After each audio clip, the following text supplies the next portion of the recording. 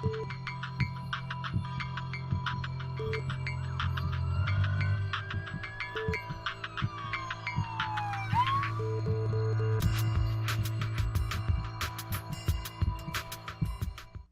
amigos, muy buenas tardes, bienvenidos a su programa Salud TV. Llegamos al viernes 26 de abril, día en el que se celebra además el Día de la Secretaria, así que un saludo afectuoso a todas las secretarias, principalmente a la nuestra, a Kenia, asistente especial, a todas las de Megavisión, en fin, saludo a todas las secretarias del país. Este día estaremos hablando de lupus y embarazo, así que no pierdan sintonía, veamos la cápsula y luego les presento a nuestros invitados.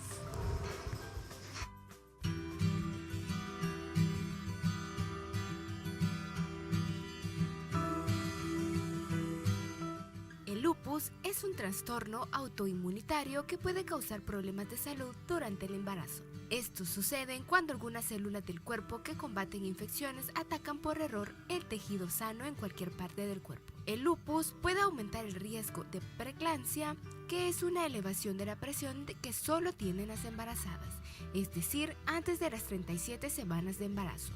Otra complicación es el aborto espontáneo, que sucede cuando el bebé muere en el útero antes de las 20 semanas.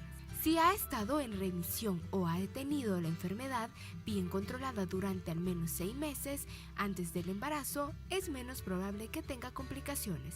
Hable con su profesional de salud antes para ver cuál es el momento más seguro para quedar embarazada.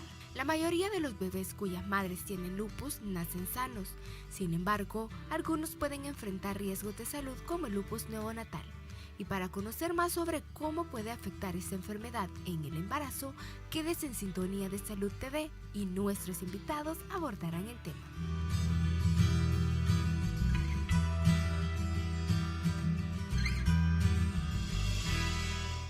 Bueno, una patología complicada, pero de la que todos necesitamos saber y aprender. Y si usted que está viendo padece lupus y quiere embarazarse, pues este programa debe estar en sintonía y escucharlo. ¿Quiénes nos acompañan este día? Especialista en reumatología, la doctora Eva de Morales. ¿Qué tal, Eva? ¿Cómo está? Bien, gracias. Muchas gracias por la invitación. ¿Cómo están esos gemelos? Bien grandes, sí. Me encanta, me encanta mucho tenerla acá. Bueno, pero más me encanta tener acá conmigo también a nuestro perinatólogo conocido por todos, el doctor José Mauricio Vide Guerrero. ¿Qué tal? ¿Cómo estás, amor? Hola, bien, gracias. Feliz año nuevo. Feliz año, Ángel. Gracias por la invitación. Ese es el reclamo oficial. El reclamo oficial porque solo te invitan una vez al año, o sea que no habías venido desde el año pasado. Así es. Bueno, el llamado ahí al productor. Bueno, pero gracias por acompañarnos. En fin, una patología importantísima de las que convierten a toda aquella mujer que quiere embarazarse en un embarazo de alto riesgo, ¿cierto? Sí. Bueno, a ver, hablemos un poquito de generalidades de la paciente lúpica o a la que se le diagnostica el lupus, o hablemos un poquito de la paciente que ya está con lupus y que quiere embarazarse. Que ya está con lupus. Bueno, una paciente con lupus siempre es un reto, ¿verdad? Tanto para los reumatólogos y más para los perinatólogos cuando ya está embarazada. Pero mucho tiene que ver cómo está el lupus, si el lupus está activo, si no, si la paciente está en remisión, cuántos medicamentos está tomando. Todo eso es lo que nosotros tenemos que tomar en consideración cuando nosotros tenemos una paciente con lupus y desea embarazarse. También con qué otros tratamientos ha tenido, porque puede estar con algún tratamiento que esté contraindicado en el embarazo y no se le pueda suspender. Entonces eso es bien importante. La paciente con lupus tiene que estar inactiva por lo menos 6 meses antes de quedar embarazada. Bueno, en realidad para todas las patologías considero que hay 3 tipos de pacientes. En el caso del lupus podemos hablar que la que llega embarazada y ya sabe que tiene lupus y no se preocupó antes por saber si podía, es decir, no pidió permiso. La paciente que es ordenada, disciplinada y pidió permiso para embarazarse y ya llega embarazada, y aquella que durante el embarazo se le hace el diagnóstico, ¿cierto? Sí. Diagnosticar el lupus en el embarazo es un poquito más raro. Bien raro. Generalmente tenemos la paciente que ya sabe que es lúpica y se embaraza. Y generalmente no piden permiso, ¿verdad? Para embarazarse llegan con probables complicaciones, pues. ¿Qué es el lupus? El lupus es una enfermedad inflamatoria, autoinmune, de causa desconocida, ¿verdad? Y tiene las características de que entran en periodos de actividad lúpica, de enfermedad, y periodos de remisión, ¿verdad? Eso es bien importante que la paciente debe de conocer, que la enfermedad es fluctuante, ¿verdad? Entonces, la paciente debe de conocer, así como dijo la doctora, debe de conocer que debe de embarazarse en esos momentos en los cuales la enfermedad está inactiva, porque esa es la clave para lograr detener o disminuir el riesgo de complicaciones. A ver, muy interesante. Fíjate que acabas de mencionar el hecho de que es una enfermedad autoinmune y creo que esto la gente que está en casa debe entender. Cuando decimos autoinmune, ¿qué debemos entender? Autoinmune quiere decir que nosotros desarrollamos sustancias, bueno, en este caso las pacientes desarrollan sustancias que se llaman autoanticuerpos. Cuando nosotros tenemos una enfermedad, una infección, ya sea viral o bacteriana, desarrollamos anticuerpos para combatir esa infección. Pero en este caso lo que hace es de que se forman sustancias contra el propio organismo, son los autoanticuerpos. Entonces este desorden del sistema inmunológico hace que se dañen los tejidos sanos.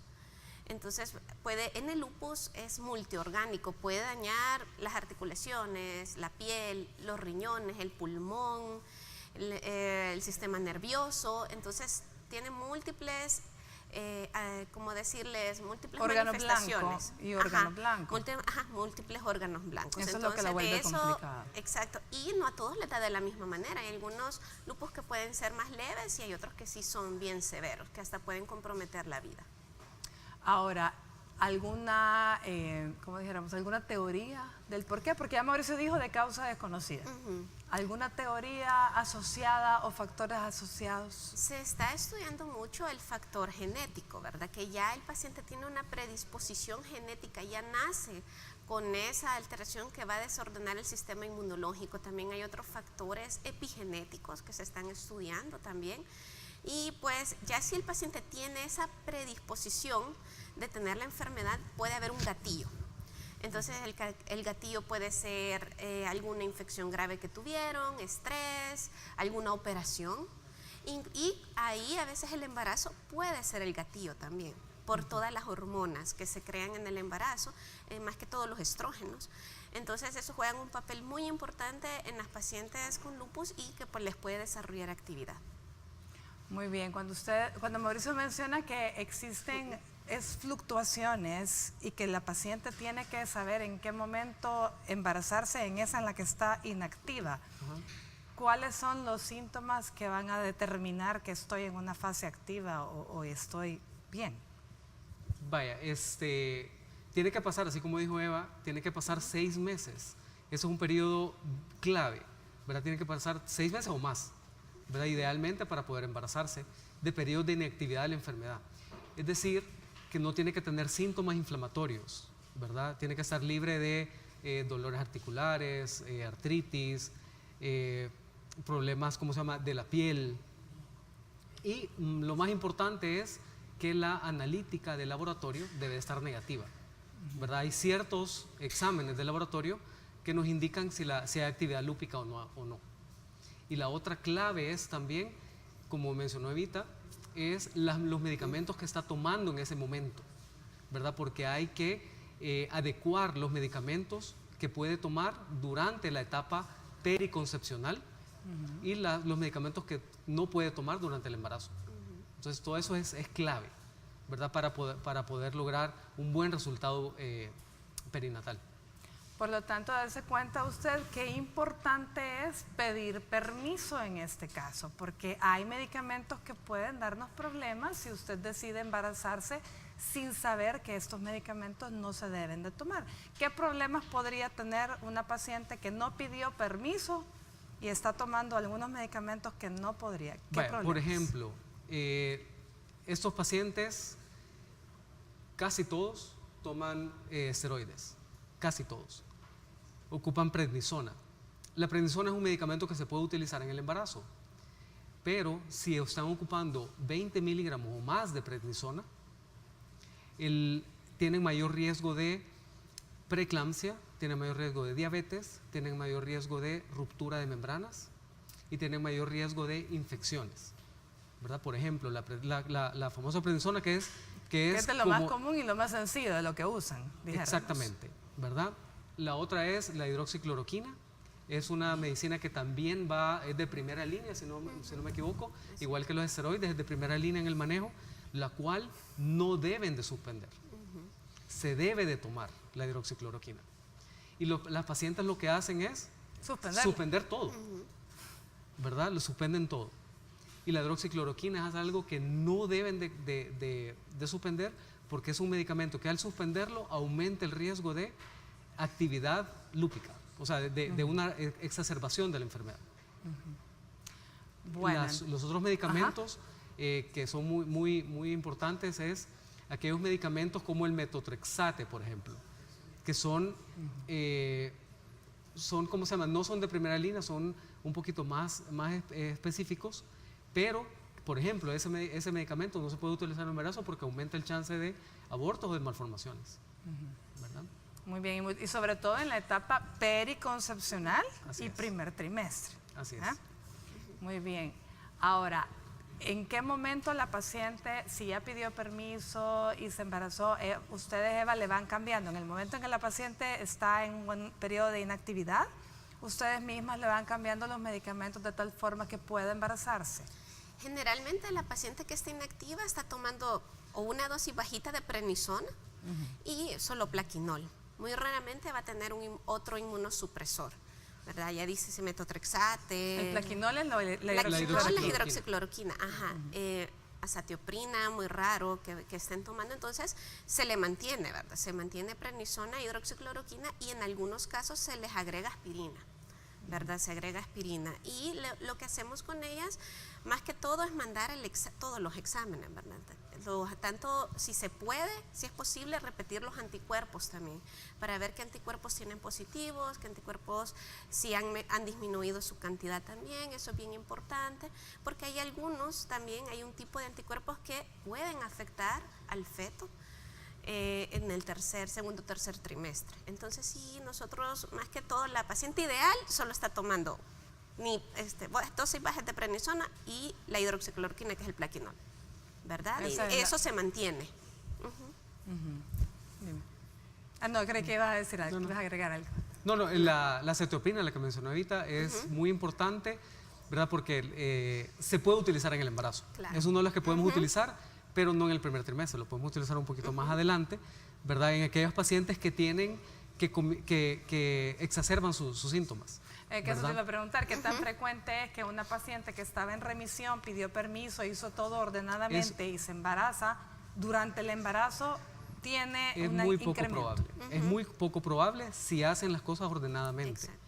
¿Verdad? La tasa de exacerbación de lupus puede ser del 20% en unas pacientes que está controlada, pero en una paciente que no está controlada, que se embarazó con actividad lúpica, puede ser hasta un 60% de probabilidades de tener una exacerbación del cuadro. La que no pide permiso, es la que tiene muchísimo 60%. más chance. 60%, escúchalo bien. Bueno, vamos a ir a escuchar a Astrid Ábalos con el avance de TN21. Recuerde que nosotros tenemos nuevo número de WhatsApp, así que por favor, si no lo ha actualizado, vaya en este momento a su teléfono, contactos, y actualícelo. Ahí lo tenemos, 6007-0715, para que usted pueda hacer las preguntas y nuestros especialistas le ayuden a sacar todas esas dudas que tenga respecto al tema de hoy o cualquier otro día. Escuchemos a Astrid Ábalos y ya volvemos.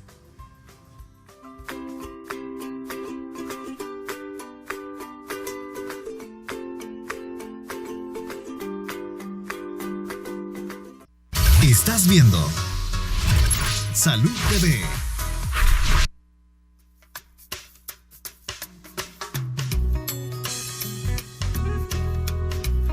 Yo sé que esa es una enfermedad más que todo de como cáncer en la sangre, algo así. Puede ser que sea aborto o afectar tal vez, dependiendo de la edad gestacional que tenga el bebé, alguna malformación.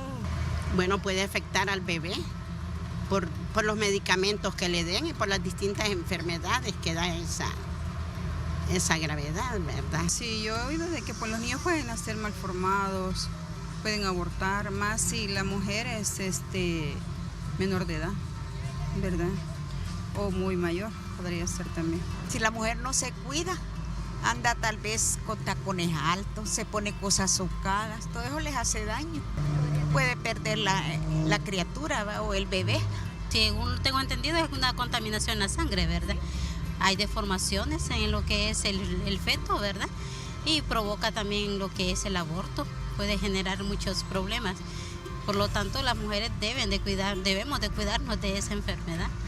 Bueno, que las personas que padecen lupus no deben de tener hijos porque le afecta a todos los órganos internos y está prohibido, según la medicina, que las mujeres no debemos de salir embarazadas cuando tienen lupus.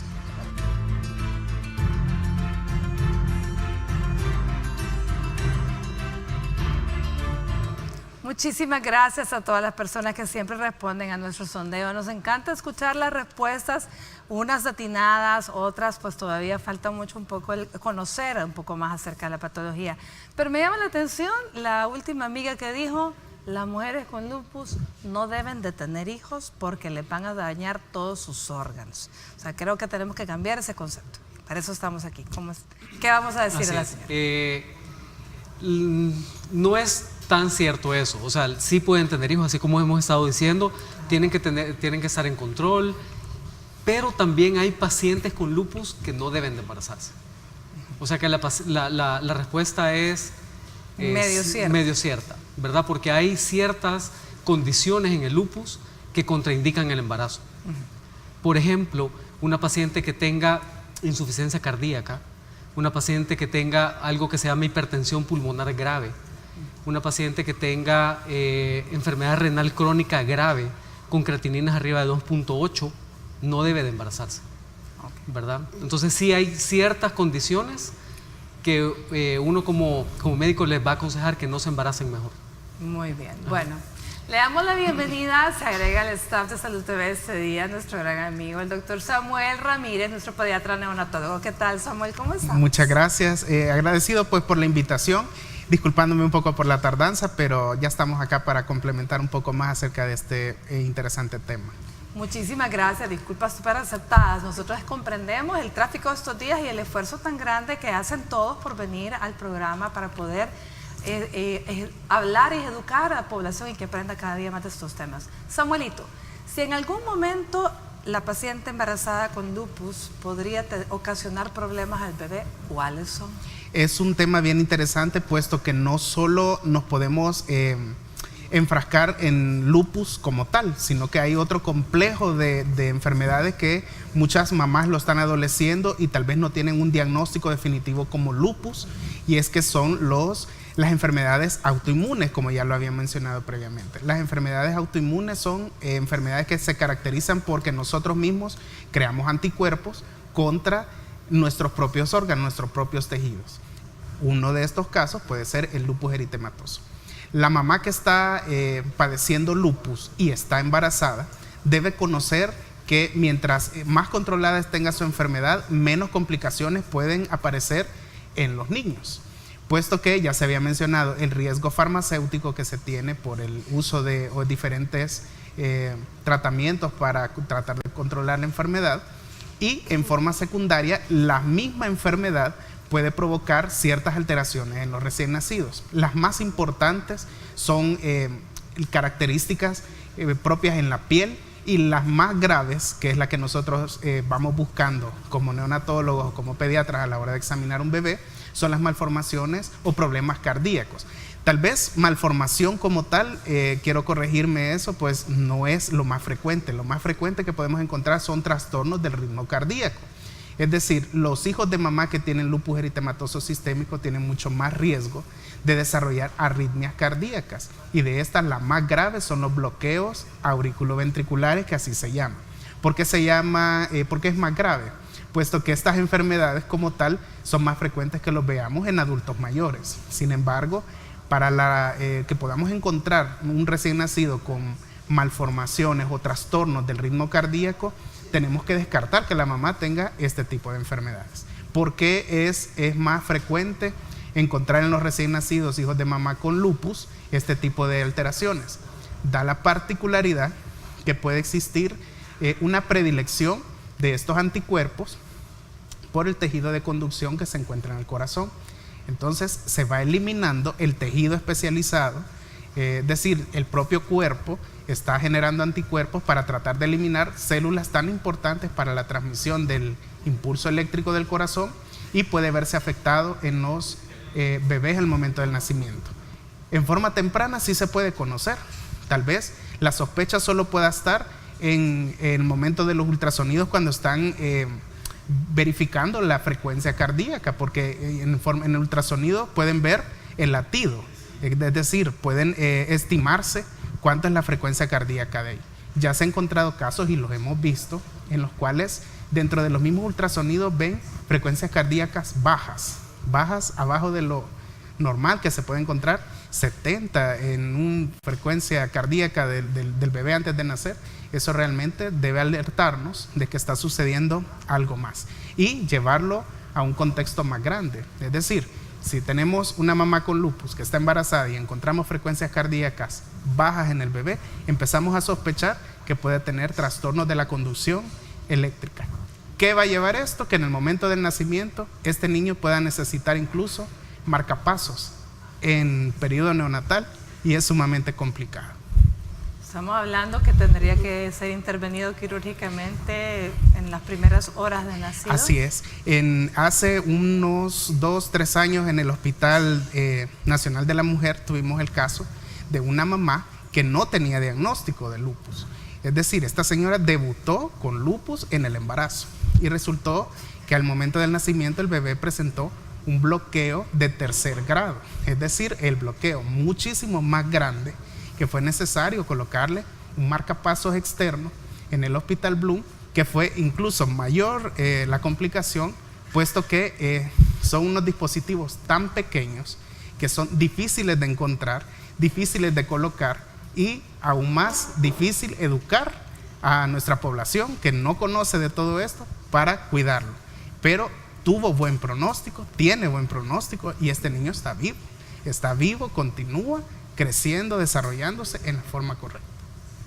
Bueno, qué bien por esa madre, qué bien por ese bebé, de verdad una experiencia terrible, ¿verdad? Lo que hablábamos justamente que no es lo más frecuente, que es raro que debuten en el embarazo, pero sucede. Pero sucede. Así es. Bueno, hablemos de la paciente que no se puso en control previo con su reumatólogo, es decir, no obtuvo el permiso adecuado y de repente llega y dice, bueno doctor, tengo lupus, estoy embarazada, pero me siento bien. ¿Qué vamos a hacer? Vaya,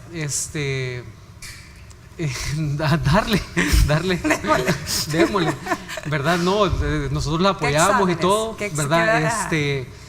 Los exámenes son los exámenes, la analítica normal, ¿verdad? De un embarazo y además buscando actividad lúpica y buscando daño a órganos blancos, así como estábamos diciendo, ¿verdad? Hay que buscar cómo está funcionando el corazón, hay que buscar cómo está funcionando el riñón, ¿verdad? Y los anticuerpos que estaba mencionando Evita, ¿verdad? Todos los anticuerpos que nos van a ayudar a diagnosticar si esa paciente está con actividad lúpica o no, ¿verdad? Y además, dentro de esos anticuerpos que buscamos, también buscamos lo que estaba diciendo Samuel, que se llaman anticuerpos anti-RO y anti-LA. Esos anticuerpos obligadamente los tenemos que buscar porque si están presentes en el momento del embarazo es que aumentan el riesgo de bloqueo en el bebé. Y los otros anticuerpos que debemos de buscar son los anticuerpos antifosfolípidos. Aquí me quiero detener un poquito porque puede ser que las pacientes que nos estén escuchando, hay muchas pacientes que les han diagnosticado que tienen anticoagulante lúpico y muchas veces creen que eso es lupus, ¿verdad? Es completamente diferente, o sea, son cosas diferentes, ¿verdad? Hay pacientes que tienen anticoagulante lúpico positivo pero que no tienen lupus y hay pacientes que tienen lupus y que no tienen anticoagulante lúpico positivo. Y hay pacientes que tienen las dos cosas. Y hay pacientes que tienen las dos cosas, exactamente. Entonces tenemos que buscar esos anticuerpos porque esos anticuerpos aumentan el riesgo de aborto y aumentan el riesgo de preeclampsia y aumentan el riesgo de un montón de complicaciones. Así que debemos de saber cómo están esos anticuerpos en el embarazo.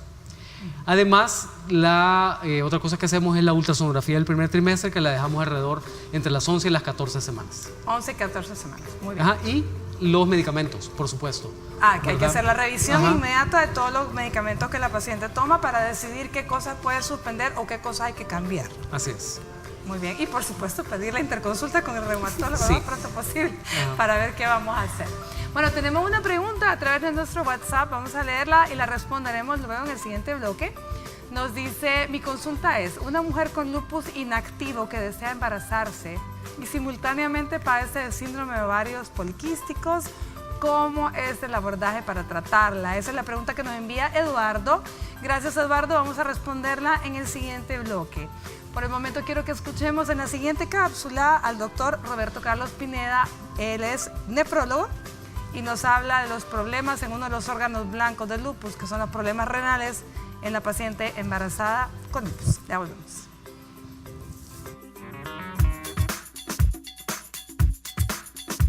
Amigos de Salud TV, soy el doctor Roberto Carlos Pineda Cañas, nefrólogo internista, y el tema para este día son consideraciones renales en las pacientes embarazadas con lupus.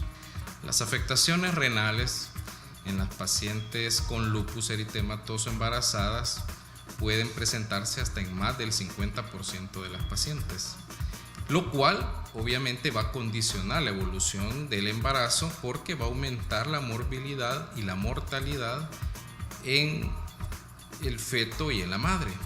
Ahora, ¿qué complicaciones pueden suceder durante el embarazo en este tipo de pacientes? Uno de los más importantes es el deterioro de la función renal. Esto se puede ver manifestado en incrementos de los valores de creatinina sérica, también por el aumento de la pérdida de proteínas, que nos van a estar diciendo cómo se encuentra o el grado de afectación. También podemos ver alteraciones en el examen general de orina, donde podemos encontrar un gran número de células que también nos van a estar dando referencia de cómo se encuentra el nivel de deterioro de la función o la afectación renal que el paciente tiene. También puede haber hipertensión arterial, lo cual va a afectar aún más la función renal, puede disminuirla aún más, y pueden también al principio del embarazo asociarse a abortos, más adelante en preeclampsias, y también puede darse una finalización temprana del embarazo, lo cual va a condicionar el crecimiento del feto. Mi recomendación final es que el embarazo en la paciente con lupus y enfermedad renal debe de planificarse previamente para prevenir complicaciones serias en la salud de la madre y en la del feto. Mi nombre es Dr. Roberto Carlos Pineda Cañas, soy nefrólogo internista para Amigos de Salud TV. Nos vemos en la próxima.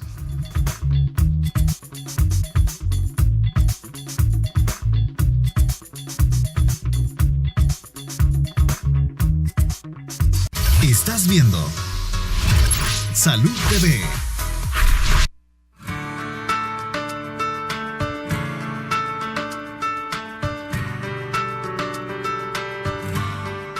Durante el embarazo se debe seguir una dieta saludable propia de cualquier otro momento de tu vida. Se admite que los requerimientos diarios recomendados, a excepción del hierro, se puede obtener si se sigue una dieta equilibrada. Como mucho, una madre debería aumentar una ingesta aproximadamente de 300 calorías al día para compensar su embarazo. Debes consumir pan, otros cereales y papas. Estos alimentos deberían representar el 70% de tu dieta. Siempre que sea posible, escoge variedades integrales de estos productos, ya que contienen más fibras, vitaminas y minerales. Es recomendable que consumas muchas frutas y hortalizas. En ellas se incluyen las variedades frescas, congeladas y enlatadas, las ensaladas verdes y las lentejas, los frutos secos y el jugo de frutas. Es importante que incluyas carnes, pescados y alimentos alternativos como huevos, nueces y legumbres. Todos ellos son fuentes de proteínas, vitaminas y minerales. Intenta comer 2 o 3 porciones al día. También es importante que comas leche y productos lácteos frescos, ya que te proporcionarán calcio y proteínas, por lo que has de intentar tomar 2 a 3 porciones diarias. Eso sí, escoge las versiones bajas en calorías de estos productos.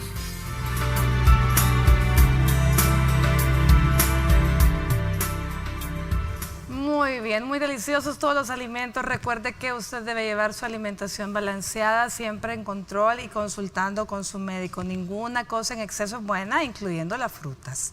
Bueno, tenemos la pregunta pendiente de nuestro amigo Eduardo, que nos la mandó por nuestro nuevo WhatsApp. Nos dice: mi consulta es si una mujer con lupus inactivo que desea embarazarse, pero simultáneamente padece síndrome de ovarios poliquísticos, ¿cuál es el abordaje para tratarla? Muy bien, gracias, Eduardo. Si el lupus está inactivo, Eva... Sí, no hay ningún problema, ¿verdad? O sea, los ovarios poliquísticos no son consecuencia del lupus. Entonces, ahí, si el lupus pues lo tenemos inactivo, la paciente no tiene ningún problema. Muy bien, entonces, ¿qué vamos a hacer con el ovario poliquístico de la señora? Vaya, la pregunta viene en combo, ¿verdad? Entonces, sí, es combo. Ajá, es combo. Bueno, lo más difícil es lo del lupus, ¿verdad? Claro. Que está inactivo y gracias a Dios está en un momento, si ya tiene 6 meses de estar inactivo, ya se puede embarazar. Ahora, con los ovarios poliquísticos, el problema de los ovarios poliquísticos es que si en realidad es un síndrome de ovarios poliquísticos, porque hay que ver si en realidad lo tiene, es que el ovario poliquístico cursa con periodos de anovulación y de infertilidad. Por lo tanto, puede ser que le cueste embarazarse. Entonces eso sí tiene que ir donde el ginecólogo, ¿verdad? Para que evalúe cómo está la función del ovario y a ver si puede embarazarse, pues. Y por supuesto que si tiene sobrepeso, eso no nos ayuda y es de las primeras cosas que el ginecólogo le va a recomendar: perder peso. Así es. La primera línea de tratamiento del ovario poliquístico es la disminución de peso. Así es, y el incremento de la actividad física. Bueno, tenemos otra pregunta en WhatsApp, así que Eduardo, gracias. No hay problema con su esposita, llévela al ginecólogo, si está inactiva, por el lado de reumatología tiene permiso. Mi nombre es Ronald y pregunta: ¿tiene cura el lupus, doctora Eva?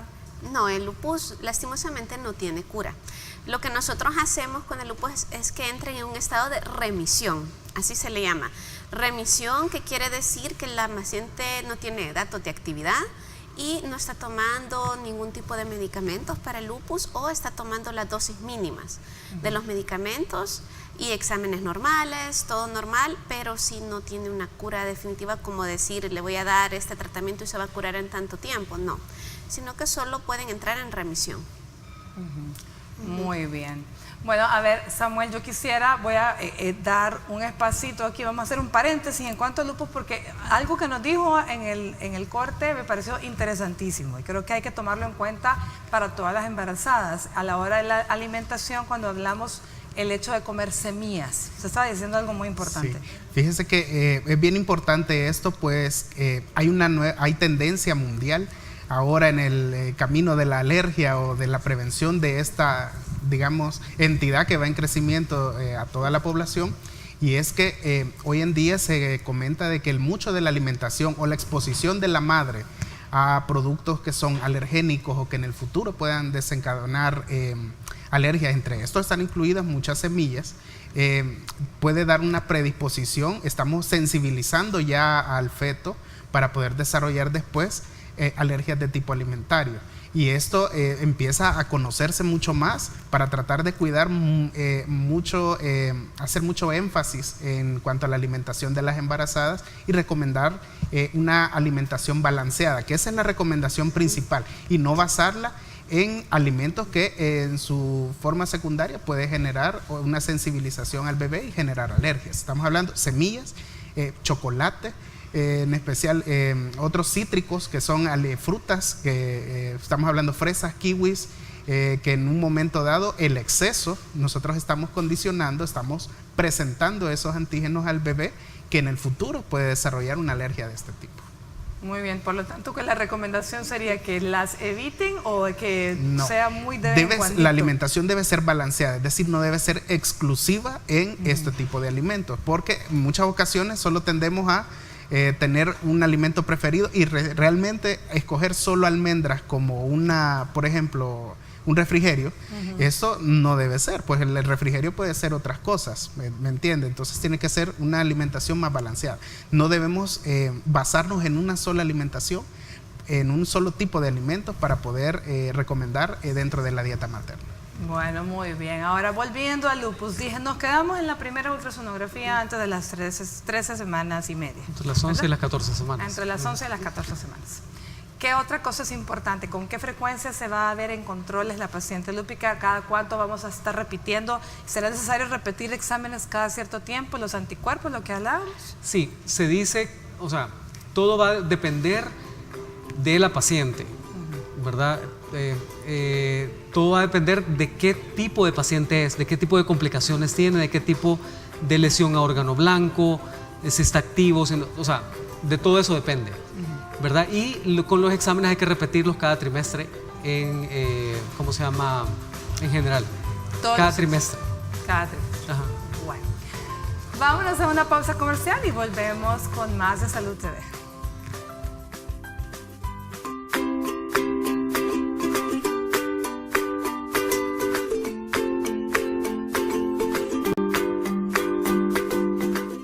Estás viendo Salud TV.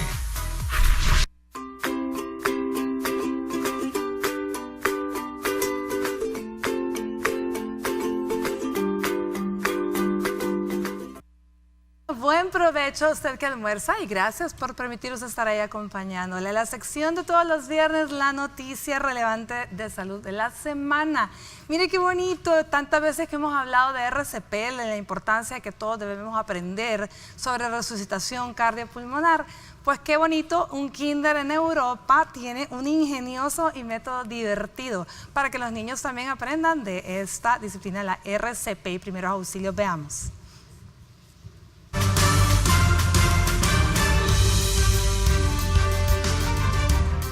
El Centro de Educación Infantil María Auxiliadora de Cáceres en Europa ha desarrollado la actividad RCP en la que enseña a los más pequeños a realizar labores de primeros auxilios a través de la música y el juego. Conocer y saber esta técnica es algo básico en el que todos debemos estar preparados, pues nunca se sabe cuándo podríamos necesitar actuar de manera rápida para ayudar a salvar la vida de otras personas. Muchas veces pasamos por alto al enseñar a los niños lo que deben hacer en una emergencia, cuando podría incluso ayudar a estos casos. Hace unos días se compartió en una página de Facebook un video en la que muestra cómo enseñan RCP a los niños, apoyándose de la canción de la reanimación, que forma parte de un taller de 50 minutos en el que enseñan a los niños cómo actuar en este caso de emergencia. Una vez que les han enseñado la teoría y han practicado, se canta la canción de la reanimación, cambiando teoría y práctica 2 veces, una vez despacio y la segunda vez más rápido, y con los niños cantando lo que recuerdan. En total, los conceptos se repiten por lo menos 6 veces durante la duración del taller. Las maestras del kinder esperan que esta iniciativa siga creciendo y sean más los niños que sepan qué hacer o a quién llamar, en caso que se presente alguna emergencia con un adulto que esté con ellos.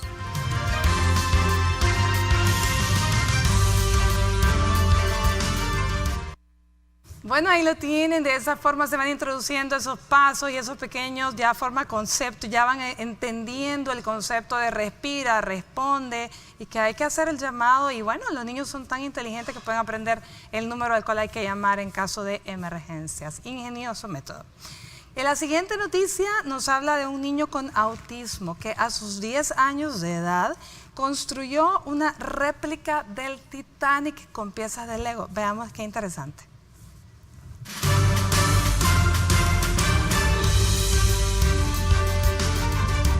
Han pasado muchos años del hundimiento del barco más famoso de la historia y aún ahora y a las nuevas generaciones sigue causándoles curiosidad y fascinación. Briar Carr es un niño con autismo que ha caído rendido a los encantos y misterios del Titanic. Ahora tiene 15 años, pero hizo esta obra de arte cuando tenía 10. Su construcción ha estado muy bien documentada, pero también dejó espacio a la imaginación. Él ha construido la mejor réplica del barco usando tan solo piezas de Lego. Los juegos para construir que han desarrollado la imaginación y las habilidades de niños de todo el mundo. Carr necesitó 700 horas, repartidas en 11 meses para completar su obra de arte. Además, fueron 56,000 piezas de Lego. Y el resultado fue un barco de 8 metros de largo y 1.5 de alto. La idea de construir el Titanic le surgió después de visitar Legoland, un parque temático en Dinamarca en el que hay modelos de aviones, barcos, casas construidas con estas piezas. Cuenta que su abuelo materno ha sido de gran apoyo, quien es ingeniero de profesión, y le ayudó a reducir el modelo del Titanic a un tamaño que fuese posible construir. Los padres del niño están muy contentos con los avances de su hijo.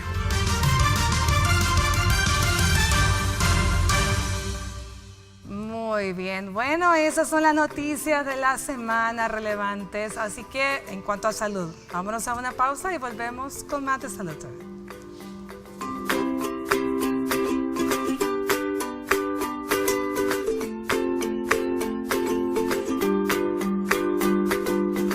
Estás viendo Salud TV.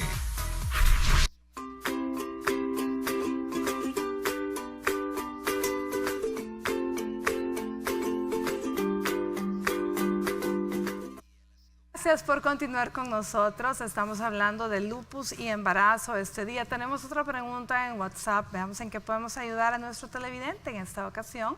Nos dice, hola, buenas tardes. Todas las personas que padecen de artritis reumatoidea, ¿se les puede hacer lupus?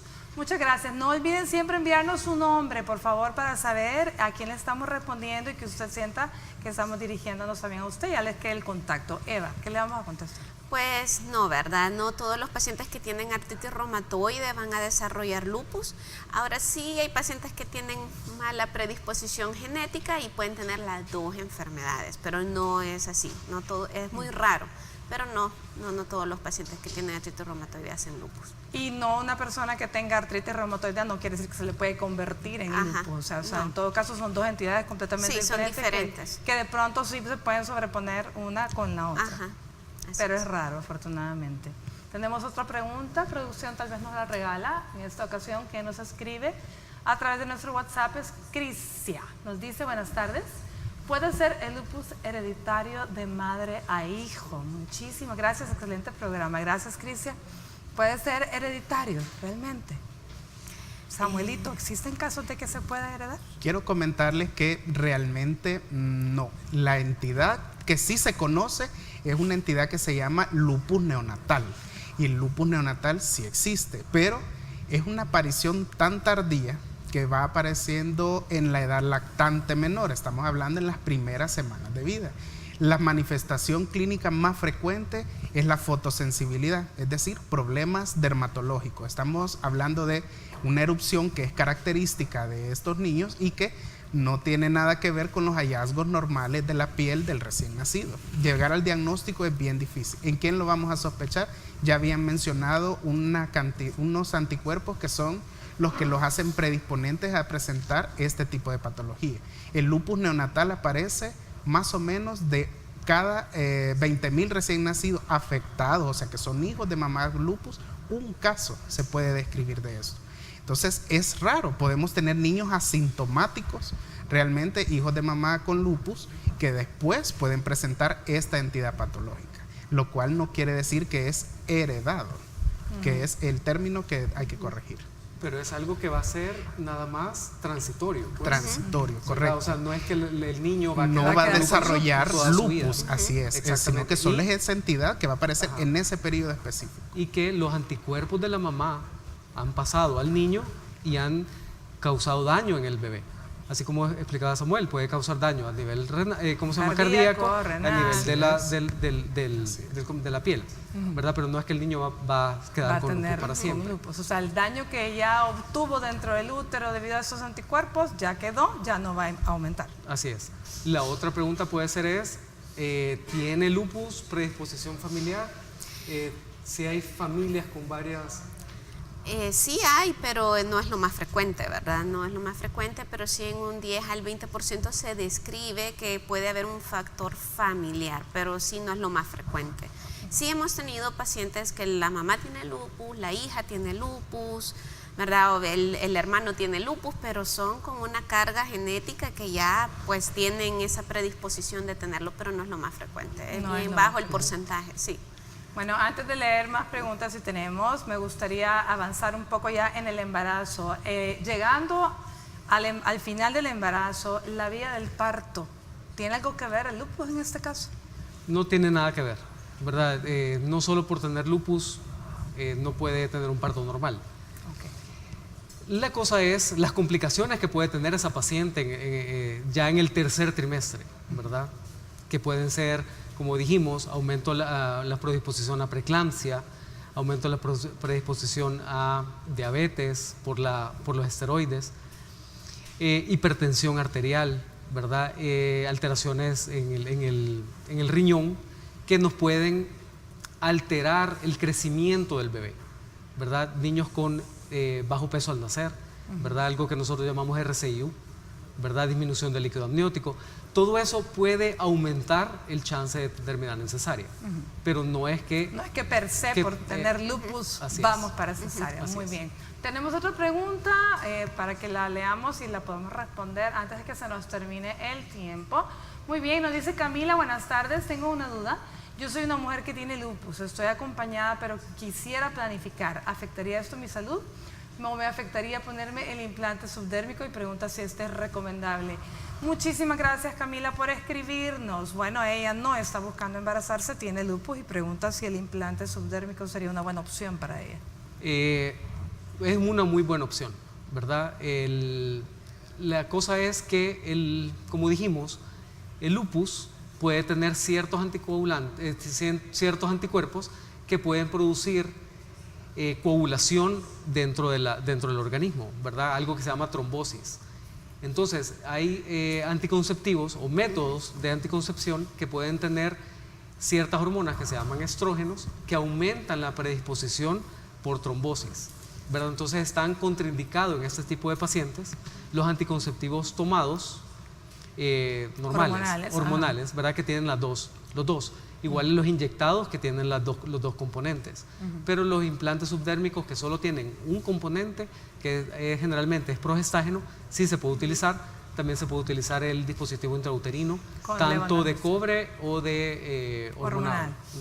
Ahora, ojo con este implante subdérmico, si usted tiene sobrepeso, su efectividad es menor según el índice de masa corporal y sí existe cierta predisposición a que las pacientes con implantes subdérmicos incrementen en su peso.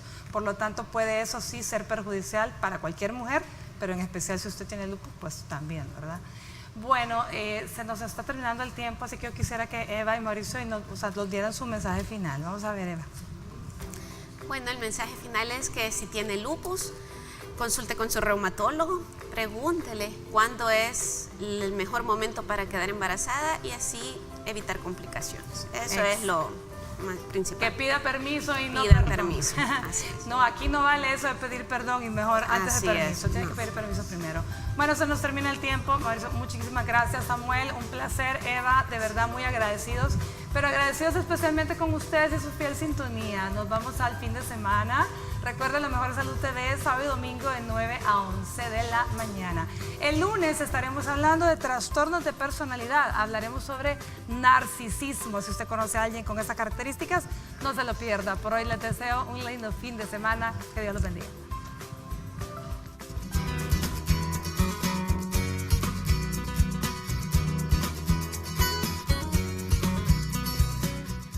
Algunos consejos que debes tomar en cuenta si quieres quedar embarazada y tienes lupus son los siguientes. El primer paso para una mujer con lupus que busca un embarazo es acudir a un ginecólogo y a un reumatólogo que le explique bien estos riesgos. Una vez ahí, recibirá información de cómo minimizarlos, qué opciones de tratamientos tiene, cuál es el manejo del embarazo en su caso y las alternativas de reproducción existentes. Para evitar los abortos, se recomienda buscar el momento más favorable para la concepción, que será cuando la enfermedad haya estado inactiva, al menos en los últimos 6 meses, que no requiera medicación contraindicada en el embarazo y que se haga con la supervisión de una unidad formada por un ginecólogo y un reumatólogo especializados. En cualquier caso, la medicación no se abandonará, sino que se mantendrán los medicamentos más habituales en esta enfermedad, como la hidroxicloroquina, aspirina y corticoides a dosis bajas requeridas.